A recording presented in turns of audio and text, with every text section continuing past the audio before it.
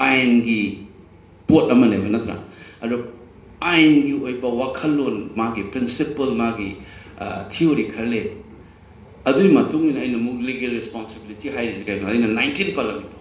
India ai bale paksi same lingai mamang da leirama bale pak ni hai banatro and international jurisprudence amale colonial period ka leirama ba magi territory se post colonial loilam matung da lai bale pa amana thugai ba yaroi haina legal principle lei otis possidentis juris in the term of exine mo na kambom na akoi da ipad apply to ya adu ura kana ne doi mo haje ke ko loilam gi matam da gi leira aba political state ama loilam loi raba matung da leiba mana thugai ba yaroi na mi yawi aduna hay ko na hay ne Indian constitution na yaraga so legal la hay kai ma darkar ba di challenge to ba yan nan ne karai de ki to de ba duna noi kari proof lei hai di Indian constitution masamang na constitution je chatna ba khawri ne gi mamang da lei ma ba pot ni hai ne law da ma se ko na mo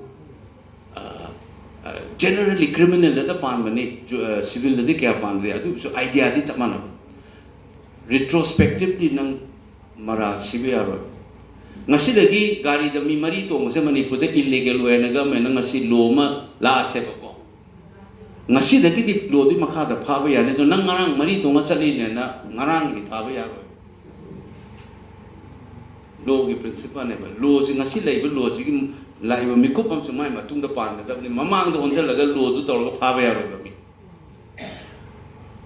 adu matung na di akoi na hai du si Indian constitution na ba law si di akoi Manipur lai na matung da lak pa ni adu gi basis ka da hoi thugai ga hai no hai ba sai ba adu na history ki point of view da ki political argument da ki moral argument da ki legal argument da ki akoi na taw kan da article 3 se semdok na ba ma change ba koi da ko sang ba se masi ki background ma si yaw ga akoi hana India is kari no hai ba ma India hai ba ma punna lei si da ma argument to bom change na jaga di noi khakte exception ke da woi oi jo no hai ka ne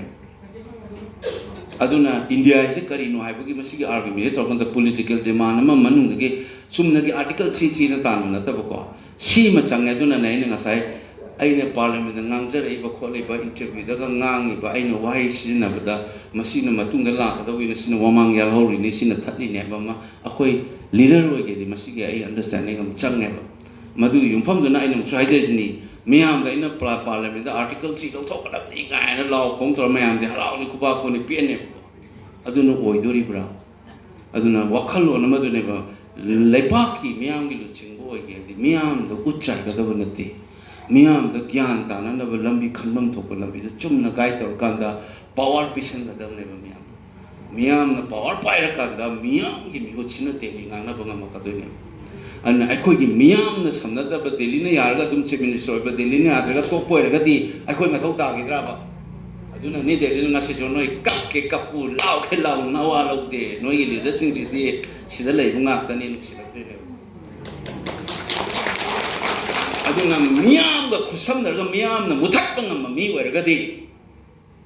ai khoi gi lu ching ba elected member sing ju Miyam ga samna na ba su hona ra ka ne ai khoi da di Delhi ga samna ri ge power pa noi ga samna bu di ne Delhi ga samna ra ga